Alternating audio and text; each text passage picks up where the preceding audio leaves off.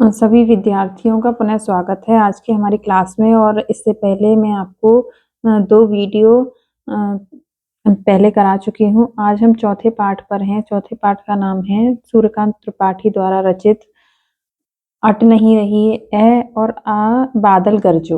बादल गरजो और अट नहीं रही है कविता निराला जी द्वारा लिखित हमारे पाठ्यक्रम में है। और इससे पहले कि मैं पाठ शुरू करूं, आपको थोड़ा सा समरी बता देती हूँ, सारांश बता देती हूँ कि इस पाठ में हमने क्या पढ़ा था, जिससे कि आपको प्रश्न उत्तर करने में दिक्कत नहीं आए। तो सबसे पहले जानते हैं परिचय। सूर्यकांत त्रिपाठी निराला, इनको क्या है, इनका जन्म बंगाल के महिषादल जो गांव था, बंगाल था, वहां पर एक महिषादल नामक गांव था। वहां पर सन 1899 ईस्वी को इनका जन्म हुआ। इनके पिताजी का नाम श्री राम सहाय त्रिपाठी था।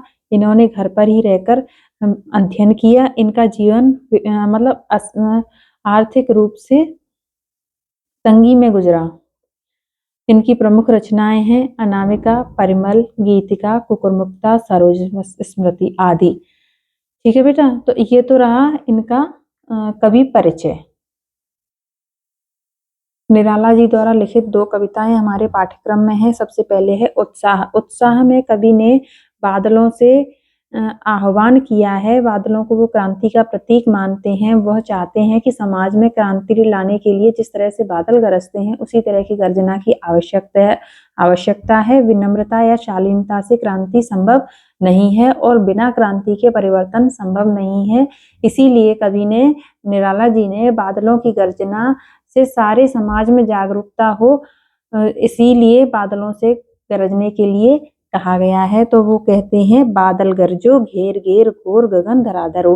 तो चलिए इसी से संबंधित पहले प्रश्नोत्तर कर लेते हैं। तो सबसे पहला प्रश्न है, उत्साह कविता का उत्साह कविता मुख्य रूप से क्या है? तो उत्साह कविता एक आह्वान गीत है। आह्वान गीत है, ठीक है।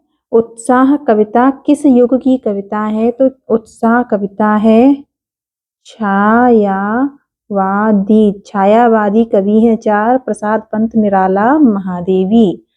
ठीक है बेटा। कवि निराला का उत्साह गीत किसको संबोधित है? तो कवि निराला का उत्साह गीत किससे संबोधित है? तो कवि निराला का उत्साह गीत बादलों को संबोधित है। तो इसका उत्तर क्या आएगा? बादलों को। बादलों को ही तो कह रहे हैं वो गरजने के लिए। फागुन माह में कौन सी ऋतु आती है? तो कौन सी ऋतु आती है फागुन में? बसंत। होली के आसपास जो ऋतु आती है उसे कहते हैं बसंत ऋतु। ठीक है, ये महत्वपूर्ण प्रश्न है परीक्षा के लिए। और सारे बच्चे वीडियो को पूरा देखेंगे, कोई भी बच्चा वीडियो को अधूरा नहीं छोड़ेगा। जो भी बच्चे वीडियो देख रहे हैं, लाइक और कमेंट जरूर कर दें। अपना नाम कमेंट बॉक्स में लिख दें, जिससे मुझे पता चले कि कौन कौन वीडियो देख रहा है। अगला प्रश्न देखो, कवि निराला के अनुसार क्या अट नहीं रही है? तो क्या अट नहीं रही है? तो कवि निराला के अनुसार फागुन मास की सुंदरता, फागुन मास की सुंदरता अट नहीं रही है। थोड़ा जल्दी से करती हूँ मैं वीडियोस को, ठीक है। फागुन मास के आते ही वृक्ष कैसे हो जाते हैं? तो वृक्ष हरे भरे, हरे भरे व फूलों से लद जाते हैं। अगला प्रश्न है, निराला का संपूर्ण साहित्य किसमें प्रकाशित है? निराला का संपूर्ण साहित्य निराला रचनावली, निराला रचनावली, निराला रचनावली के 8 खंडों में प्रकाशित है। 8 खंडों में। ठीक है। उत्साह कविता में कवि ने किसका आह्वान किया है? तो उत्साह कविता में कवि ने बादलों से जोर जोर से गरजने का। तो क्या लिखेंगे इसका उत्तर? बादलों से जोर जोर से गरजने का आह्वान किया है। धराधर किसके लिए प्रयुक्त हुआ है? धराधर किसके लिए? धरा को धारण कौन करते हैं? बादल। बादल का पर्यायवाची भी होता है धराधर। बादल के हृदय में कौन छिपा हुआ है? बादल के हृदय में बिजली।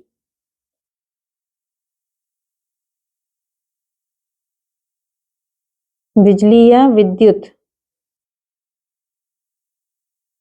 ठीक है। विश्व के सकल जन कैसे हो रहे हैं? तो विश्व के सकल जन गर्मी से व्याकुल हो रहे हैं। सारे कविता में से उत्तर आ रहे हैं। गर्मी से व्याकुल हो रहे हैं। घेर घेर घोर गगन में कौन सा अलंकार है? तो घ घ घ कौन सा अलंकार हो गया? अनुप्रास अलंकार।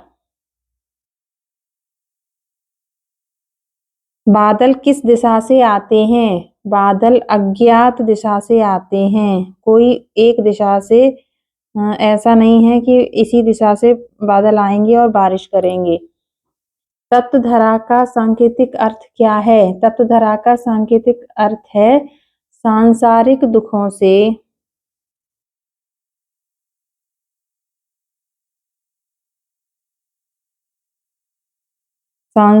दुखों से पीड़ित पृथ्वी।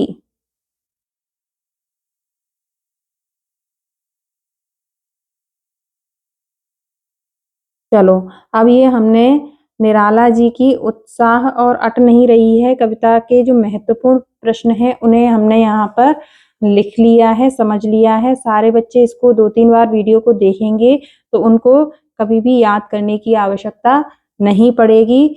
और आगे की वीडियो में इसके आगे के पाठों को मैं कराने वाली हूँ। और आपने इससे पहले की वीडियोस नहीं देखे हैं तो आप सभी उन वीडियोस को जाएं और देखें, जिससे कि आपकी परीक्षा की तैयारी बहुत अच्छे से हो पाए। ठीक है, मिलते हैं अगले एपिसोड में।